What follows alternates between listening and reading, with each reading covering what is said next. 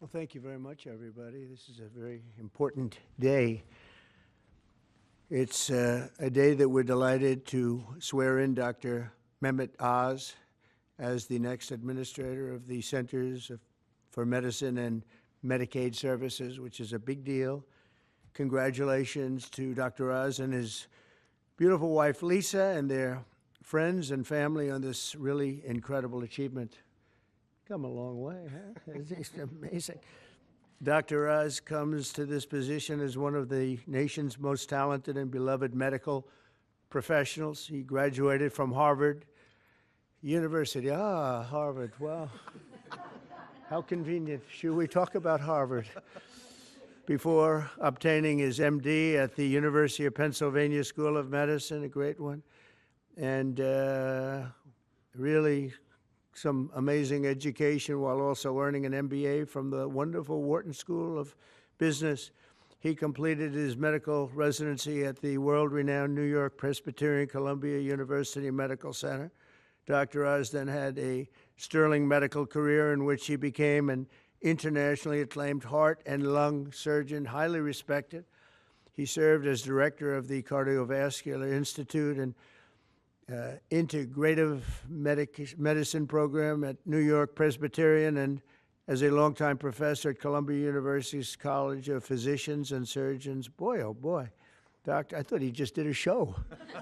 I only know the show. You know why I know the show? Because he said, I'm a little overweight, I should lose some weight. I did a show, and that's what I got out of it.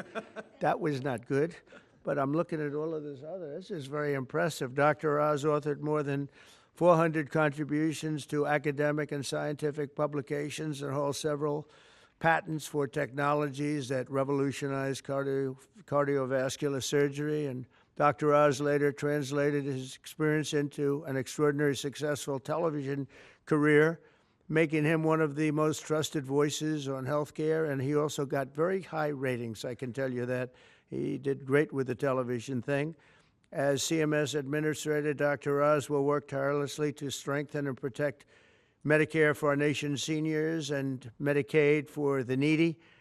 Just as I promised, there will be no cuts. We're not going to have any cuts. We're going to have only help. Dr. Oz will work to improve the quality of care for decades to come, and he'll ensure that criminals, fraudsters, and illegal aliens are not permitted to rob America's seniors. They are trying, but they're not going to get away with it. He will also work alongside Secretary of Health and Human Services, Robert F. Kennedy, Jr. I've heard of him. He's a pretty famous guy. He's doing a great job, too, to address the crisis of chronic illness and to make America healthy again. So I want to just thank Dr. Oz, and because this is a big commitment he's making. He has a lot of options, and this is a big, big commitment. And I want to congratulate you and your family on really an amazing life, and I think this is going to be by far the most important part of an already incredible life. So thank you very much. God bless you. My friend. Thank you very much. Take care of yourself. Congratulations. It's amazing. Congratulations. Wow. What a job, huh? Are you ready, Bobby? I sure am. Let's do it. You put your hand on the Bible, your left hand, and raise your right hand. And repeat after me. I, Mehmet Oz, do solemnly swear I, Mehmet Oz, do solemnly swear that I will support and defend the Constitution of the United States that I will support and defend the Constitution of the United States against all enemies, foreign and domestic, against all enemies, foreign and domestic, that I will bear true faith and allegiance to the same, that I will bear true faith and allegiance to the same, that I take this obligation freely that I take this obligation freely, without any mental reservation without any mental reservation or purpose of evasion, or purpose of evasion, and that I will well and faithfully and that I will well and faithfully discharge the duties of the office on which I am about to enter. discharge the duties of the office upon I'm about to enter. So help me God. So help me God. God bless you. Congratulations. Thank you very much. Please,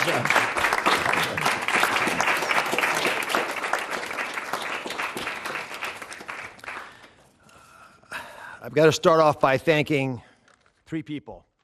Mr. President, thank you very much. God bless you for leading our nation, but also courageously leading the MAHA movement, really earnestly in your heart wanting to get America to be healthy again, and for giving me an opportunity to help with that mission. Secretary Kennedy has been leading the charge at Health and Human Services. A dear friend, like a brother, has done unbelievably courageous work because he's curious and he's started answering a lot of important questions. And I will treasure for the rest of my days your trust in me to help you with this progress. Thank you.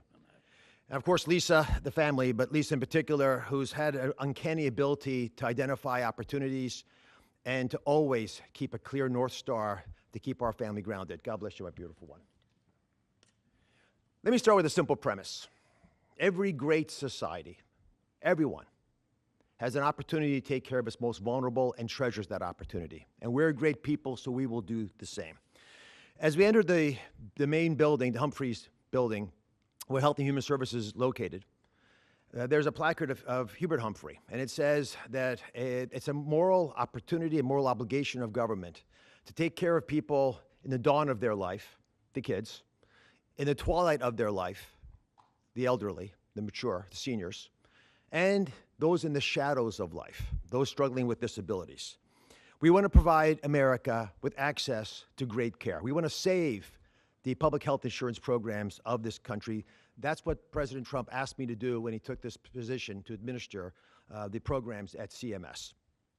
Now, if we're going to do that, you've got to be honest with each other. And a physician, President Trump, has to always do that, right? We've got to share news, sort of presidents, that folks don't want to hear, but it's important for our well-being. So I'm going to give you 4 bullet points to remember. Bullet point number 1, and they're all numbered in order for a reason. Medicaid is the #1 budget item for many states, and it is crowding out education and other important social programs. The states are having a big problem, and that's with the federal government paying most of the bill. Item number 2, healthcare expenditures are increasing at 2% higher than the economy is growing. And because of that, we spend more than 2 times per person on healthcare than any other country on the planet, and we're not getting value for that. Because number 3 is that we are, in America, experiencing an unfortunate problem, which is medical errors are the number 3 cause of death. Did you know that, Mr. President? It's surprising with that much money invested, we're still having problems. And number 4, our life expectancy, despite all this investment, is continuing to slip back. We're now more than 4 years shorter in our life expectancy than countries that we used to be equal to. But I am optimistic. Why? Because we control our destiny.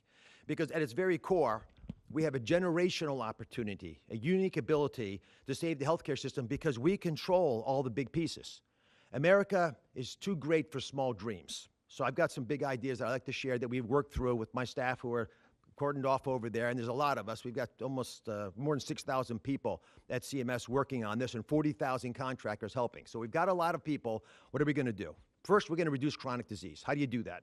70% of the healthcare expenditures of this country are driven by chronic disease. And it is your patriotic duty, I'll say it again, the patriotic duty of all Americans to take care of themselves because it's important for serving in the military, but it's also important because healthy people don't consume healthcare resources. The best way to reduce drug spending is to use less drugs because you don't need them because you're healthy. And it feels a lot better as well. The President and Secretary Kennedy have been pushing the MAHA agenda because it makes it easier for people to do the right thing, especially the mothers of this great land, because they're the ones who really get caught with this responsibility. They're the ones deciding for their kids. They're the ones we want to empower. And curiosity, which is the key word here, truly asking questions you want the answers to, will allow the MAHA movement to thrive. The next big thing we want to focus on is modernizing Medicare and Medicaid. That's how Americans will get the care that they want, need, and deserve. We need to empower patients and providers, both. The doctors and the patients both have to be equipped with better tools. And the President is showing that he actually does love and cherish Medicare with all these executive orders, like the one on transparency, sir, that really helps us by making sure people are equipped with information. So you shine a light in the dark shadows where so much of the problems happen with the healthcare system. And remember, the most expensive care is bad quality care. That's what we want to stamp out. And finally, we want to crush fraud, waste, and abuse. This is stunning to me. And I've got a message for all the bad guys from me, the Secretary, and the President. We are going to stop people from stealing from our most vulnerable, from stealing with the taxpayers of America, or honestly trying to support these programs. And we're going to be able to do it in quite a few ways. We are coming for you. And I'll give you a couple examples. Mr. President, these are ones that you may want to use in some of your future conversations. Almost 250,000 people, American citizens, were fraudulently enrolled without their knowledge in exchange programs by brokers who were unscrupulous, stealing from the U.S. government by pretending these people were on programs they never told them about. Tens of millions of dollars, Mr. President, are being spent on illegal immigrants receiving Medicaid in California, and they're pushing the bill to us. Should we stop that? I think so. That will not continue. We're spending about $1 billion on Medicaid programs for dual state eligible patients, which means you live in one state, but the system thinks you're another state, and maybe a third state, and we're paying all 3 states for services you're not getting because you don't live in 3 states all at once. And finally, and this one really bothers me, there are states who are using Medicaid. Medicaid dollars for people who are vulnerable are being used for non-medical purposes. For example, public labor unions are getting child care through some of this money. That doesn't make sense to me. Housekeeping, I wish I could get that for my home. There's a big problem with student loan repayments taking place with Medicaid dollars. That's not where it should be used. And we are paying for DEI programs. I could go on, but these are all programs, Mr. President, that we have created a war room at CMS to go after, to catch the fraud in real time before the money leaves the federal coffers, so we have the money to reinvest in healthcare to make it even stronger than it's been before. Together, we're going to make the care better. We're going to make the outcomes improve, and we're going to make sure that America can actually be the healthiest country that could ever possibly be. We'll make America healthy again. God bless you both, sir.